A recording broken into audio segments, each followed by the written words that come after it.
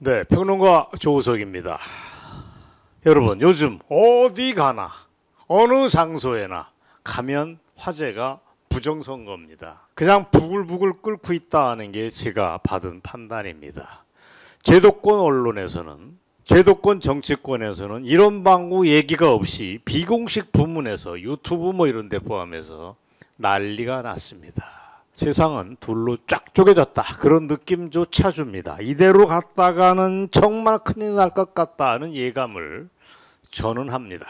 이게 제대로 공론화가 되지 않는다면 거대한 밀란 같은 게 터질 수도 있다, 그런 판단입니다. 자, 이런 상황에서 저는 오늘 아주 객관적인 얘기만, 여러분이 눈으로 보고 납득할 수 있는 것만 추려서 전달을 해드리고 싶습니다. 그걸 위해서는 100말이 필요 없습니다. 서울을 방문했던 국제선거감시단이 만든 성명서 한 장이면 족합니다.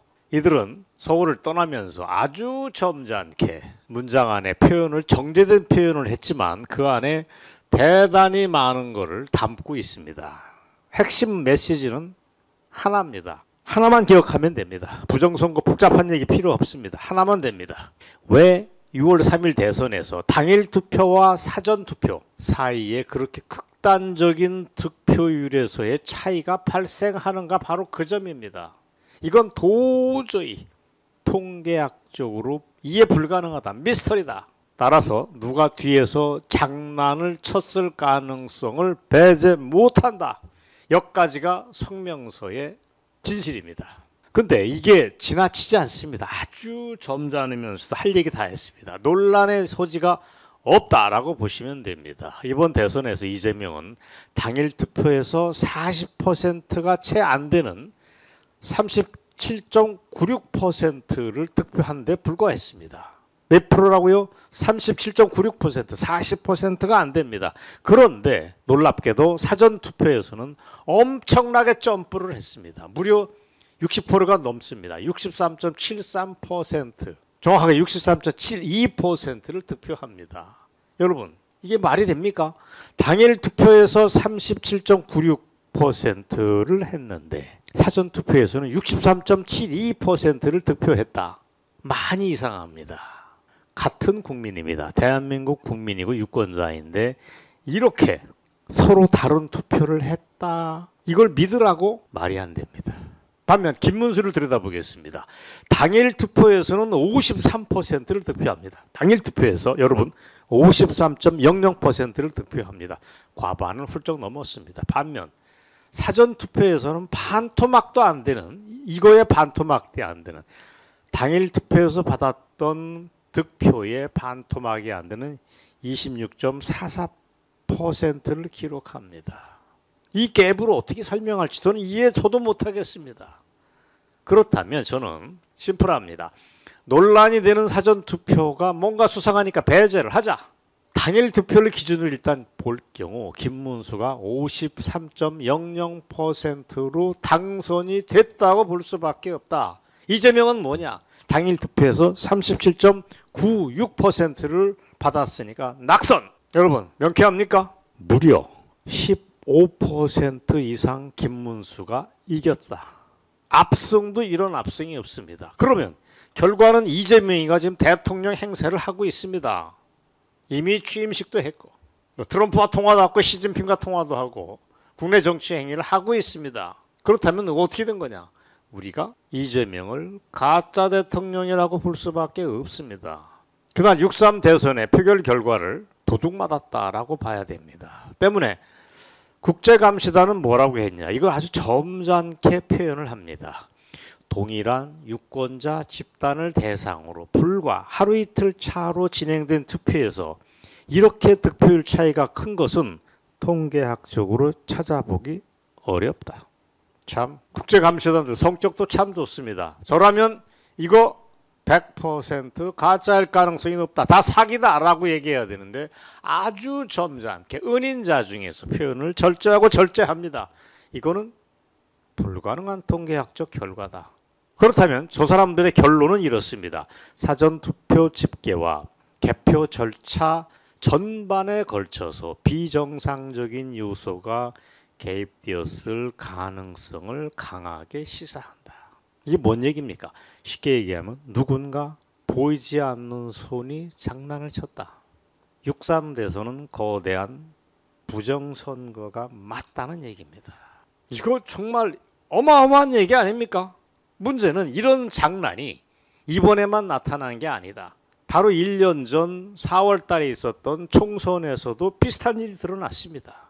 멀쩡한 사람들이 당일 투표에서는 훌륭한 득표율을 보이다가 사전투표 뚜껑만 열리면 그냥 추풍낙엽처럼 떨어졌습니다. 그리고 이게 지난해 총선만이 아니고 지난 10년 사이에 반복적으로 발생했던 일입니다. 6.3 대선 아무리 생각해도 수상합니다. 어쨌거나 이번 대선에서 또 수상한 걸 지적을 할까요? 3위를 했던 이준석, 4위를 했던 권영국이를 들여다보겠습니다. 이재명과 김문수의 사전 당일 투표와 사전 투표가 그렇게 차이가 난다면 이준석과 권영국도 차이가 나야지 멀쩡할 겁니다. 그러나 안 그렇습니다. 이준석은 사전 투표에서 8.83%, 당일 투표에서 7.94%, 두 개 사이에 거의 편차가 없습니다. 권영국도 마찬가지입니다. 사전 투표 0.96, 당일 투표 0.99, 득표율 차이가 플러스 마이너스 1%포인트 내로 끝납니다. 이게 정상입니다. 그렇다면 또 한 번 우리는 판단을 할 수밖에 없습니다. 이준석, 권영국은 냅두고 이재명, 김문수만 가지고 누군가가 컴퓨터에 의한 사전 조작을 했다. 개표 장난도 했을 수 있다고 봐야 됩니다. 그래서 여러분이 다 아시는 육사 출신 통계학자 장재원 박사라고 하는 분은 단언을 합니다. 김문수가 이긴 선거 맞다. 다만 도둑질을 당했다. 대통령직을 도둑질 당했다라고 얘기를 합니다. 구체적으로 김문수가 당일 투표에서는 무려 292만 표 차로 승리했다. 사전 투표에서도 무려 145만 표를 이겼다. 총 437만 표 차이로 이재명을 꺾었다. 자, 그럼 구체적으로 보겠습니다. 어떤 방식이었길래 이렇게 얘기를 하느냐. 그동안 우리가 의구심을 품었던 부정선거의 고든 장난, 방식이 총출동했다. 거대한 부정선거 종합세트가 6.3 대선이었다라고 보시면 됩니다. 좀 더 구체적으로 말씀드릴까요? 투표율 자체를 부풀립니다. 실제로는 67.4%가 안 됐다는 게 전문가들 얘기입니다. 그걸 12%를 끌어올립니다. 그래서 80%를 넘으면 수상하니까 79.4% 투표했다고 조작을 했습니다. 그런 얘기가 지금 솔솔솔솔 나오고 있습니다.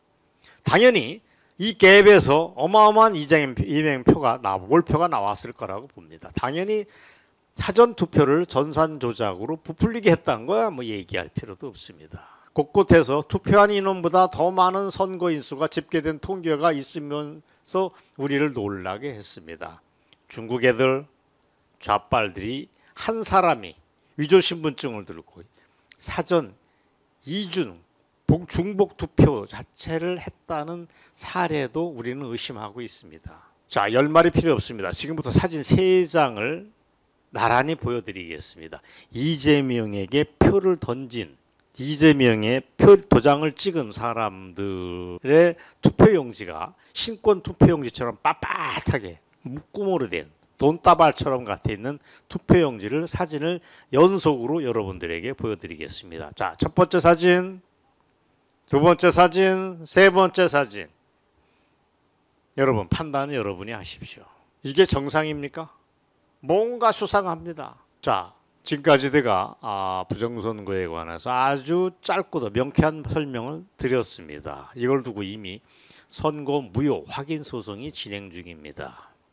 미국 국제선거감시단이 6월 둘째 주에는 백악관에게 별도로 보고도 한다고 합니다.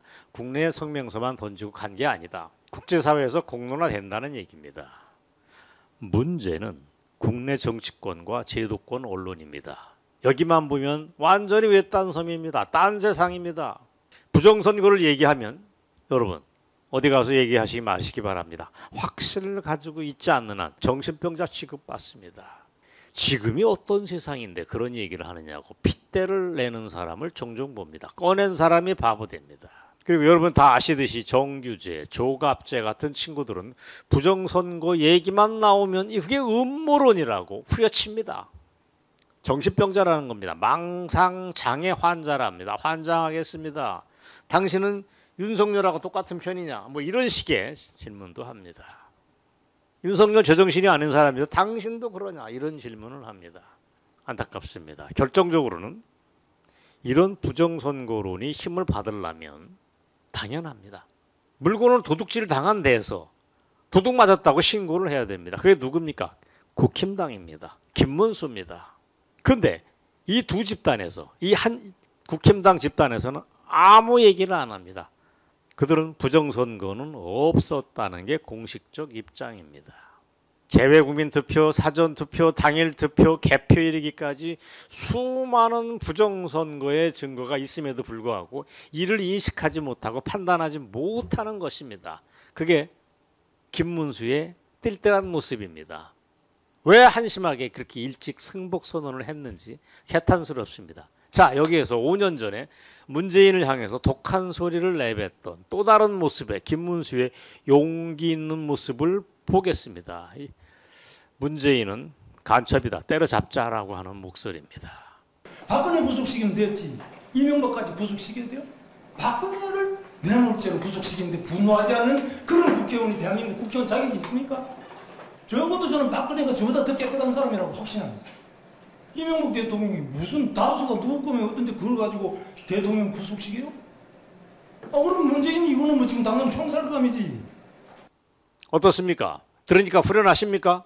저는 그런 모습의 김문수를 지금 다시 보기를 원합니다. 6.3 선거는 부정선거의 거대한 복마전이었다. 원천적 무효다라고 선언하는 그런 김문수의 용기 있는 태도를 원합니다. 정말 걱정은 이번 대선 도둑 맞았지만 이러다 내년 지방선거도 도둑질을 당할 가능성이 높다는 점입니다. 그리고 3년 뒤에 총선도 그렇게 됩니다. 이 나라 끝장납니다. 부정선거 문제 더 이상 방치했다간 나라가 거덜난다는 말씀을 오늘 방송에서 드렸습니다. 여러분 경청해 주셔서 감사합니다.